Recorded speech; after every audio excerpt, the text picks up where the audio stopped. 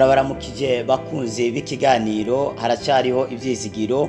Amahoro y'umwami wacu Yesu nakomeze kubana namwe, mwarahezegiwe cyane gose. Turashimira cyane abantu maze kugira subscribe, kandi tugashimira cyane abantu mukunda gusangiza abandi ino video y'ubutumwa bwiza. Ubuntu bw'umwami wacu Yesu ukomeze kubana nawe nimba ari rya mbere ukurikiranye ino channel, ni byiza kogira subscribe kugira ngo igihe cyose dushizeho ino nyigisho maze ubashe kuyakira. Imana ibaho umugisha. Turabahaye ikaze kandi mu ijambo ry'Imana. Tugiye gusoma ijambo ry'Imana mu cyete cya mbere Paul yandikiye abikorino, ibice byaho ni 6. Turasoma umurongo waho wa 12. Aravuga ngo byose ndavyemererwa ariko si byose bingirira ikimazi, byose ndavyemererwa ariko sizoganzwa n'ikintu na kimwe.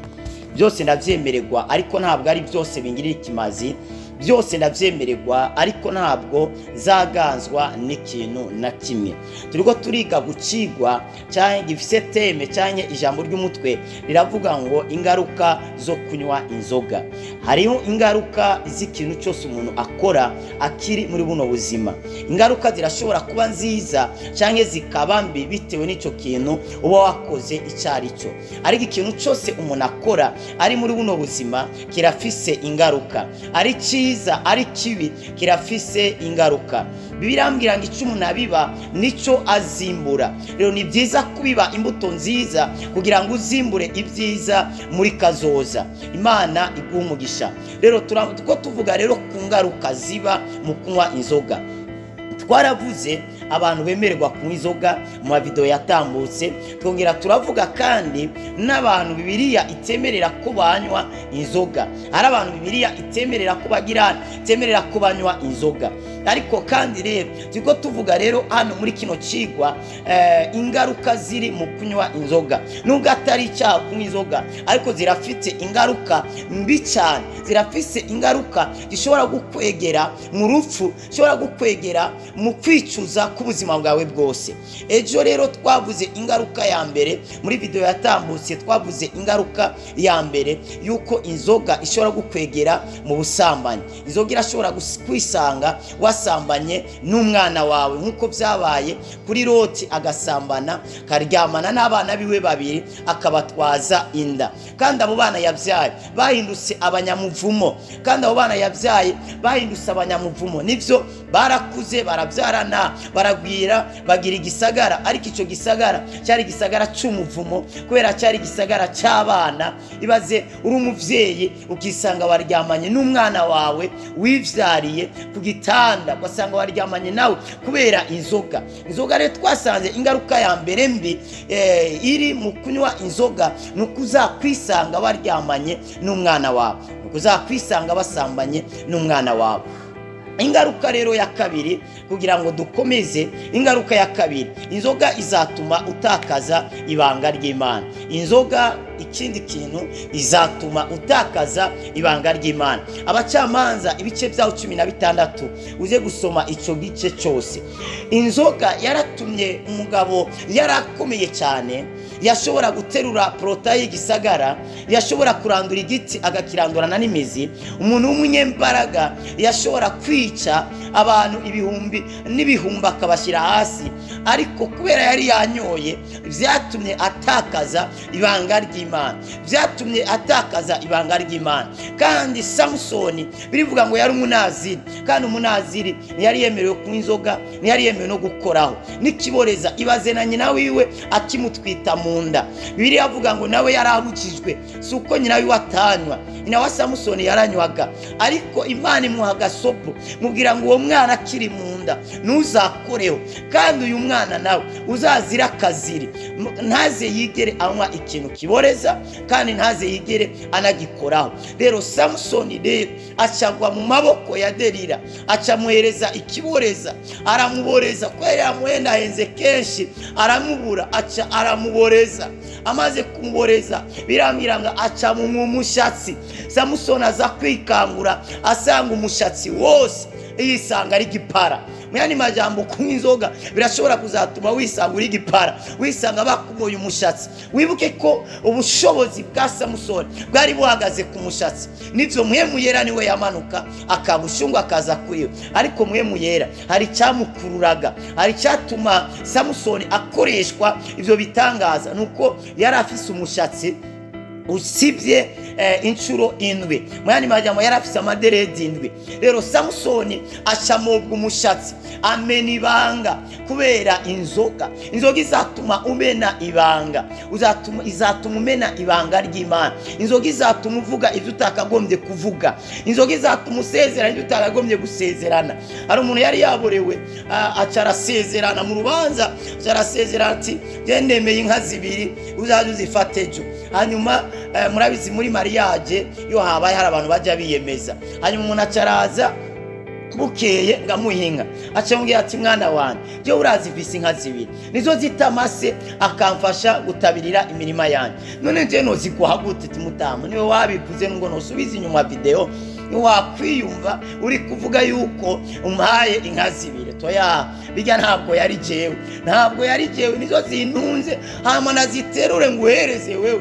Inzoga izatuma usezerana tudashoboye gushitsa, inzoga izatuma utakaza ibanga ry'Imana, kubera ko inzoga bizatuma wisanga wavuye mu murongo w'Imana, uzisanga wavuze ibitari byo. Niyo mpamvu birivuga ngo abaherezi ntibari bemerewe kunywa inzoga mu gihe cy'imirimo, ntibari bemerewe kunywa vino, kubera ko iyo banywaga bashobora kwigisha amategeko y'Imana nabi. Bisigura ngo Imana yabugije abaherezi kunywa atari kubera ari bibi ari icyaha, ahubwo yayibabugije kubera ko ngo bari kuhava bavuga nabi amategeko y'Imana, bakayatanga ukutariko kubera baba banyoye. Niyo mpamvu rero kunywa inzoga birafise ingaruka izotuma utakaza ibanga ry'Imana, nkuko Samusoni yatakaje ibanga ry'Imana kubera kunywa inzoga. Nawe bizatuma utakaza ibanga ry'Imana nuguma uyihereza, ukaguma uyihereza. Biyara bitubwiye neza ariya mu Migani 2:3 ngishoka neza imanuka neza. Iyo urayireba mu kirahuri kimeze gutya, ngibici bibatsi nyene ibikayangana kurya kwizahabu, ibimeze neza ku buryo buri umuntu wese yayigirira apeti. Je narayinyoye sinabateye inkuru, je narayinyoye. Kanongere mbabwire ibindi bintu byambayeho njewe nkinywa inzoga. Nigeze kujya kwiba, niba mu nzu, ibaze twari ko tunywera muri salo, ababyeyi banje baranywaga hari kera, cyo gihe nari nkiri na mutoya, nibaza ko nari mfite nk'imyaka hafi nka 12. Mugabo muri iyo myaka nyene nari umubire. Mugabo rero ibaze tuko tunywera muri salo, murabizi mu bare bwa ruguru abantu kenshi usanga isaro yiwe iyo yagutse usanga yayihinduye akabari. Rero muri ico gihe turanywa turaboregwa, tumaze kuboregwa rero ngenda ndasegenyesha kugira ngo shike mu cyumba cyariko kivamwe inzoga kugira ngo nje kwiba y'amafaranga n'inzoga. Sasa ngezeyo mbona amafaranga ndayo yagura yose yashira mu mufuko, ngambonye inzoga mbura amahoro. Mbonye ibiyeri biri mu ikarato mbura amahoro. Iyo ntwara amafaranga ntibari kumfata. Mugabo mbonye ibiyeri ndavuga ati nukuri shobora kuva hano natwaye ibiyeri. Cyantora ibiyeri bibiri niko ndabivana bica birapongorana kimwe gisubirayo. Cyabaravuga ati mbega uwo muntu twumva mu cyumba ninde? Mbega ni naka? Toya naka ntabwo ari, genda urabe ico kintu. None cyamvayo niruka. Icyo gihe baca banega umutego cyangwa nkariya za nzoga zigwa hasi, baca barampuragura barankubita. None kugira ngo ndaharokoke cyane igira umusazi, cyane igira noneho imboregwa yadanje nigira n'umusazi. Ababyeyi bahita baramfata bantwara ku mupfumu, bazi ngo nagize, bazi ngo nasaze. Umupfumu abanyambura impuzu ancindasaga umubiri wose, avuga ati umwana yarozwe hari hafi ngapfe. Uzi ibintu byabaye n'ababyeyi bashobora ko bino bintu batabizi, ariko barantwaye ku mupfumu ayegeye kunyambura ancindasaga hafi muri wose zitatu ahantu hatandukanye. None yageye kuncindasaga cyanda babwira ati numva ubuho numva nakize. Umva nivyo nari nigirishije, nategerezwa kwerekana ko umupfumu ari karakora. Noneho cyanigira nk'umuntu akize.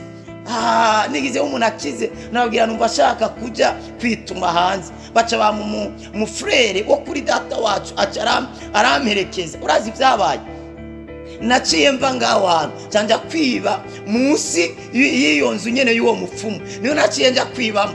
Ubu rero niko nabitekereza naniyumvira nese umupfumu yarankijije cyane, yari karanyongerereza, yari karansunikira muri ico kintu. Naciye ngenda hepfo yaho gato cyangenda kwiba cyane, iba ibiyeri bibiri. Naciye mu muryango ahantu mu kantu gatoya nyine kangana gutya, niko nanyujije mu mutwe cyandinjira, ninjiye cyantwara ibiyeri cyaca mu idirisha mu gusohoka. Noneho cyagaruka ku mupfumu, none bya biyeri nabinyegeje ahantu abavyeyi nabasize ku mupfumu. Urumva ico kintu.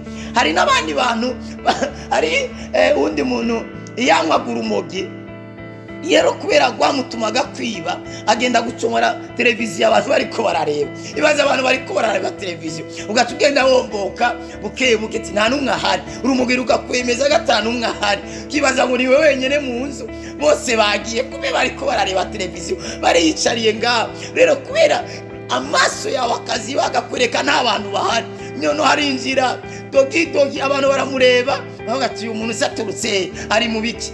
Kumbe umutipa aragenda n'inyuma aracomora, abantu bariko barareba bari muri saro wazi ngo nta numwe ahari.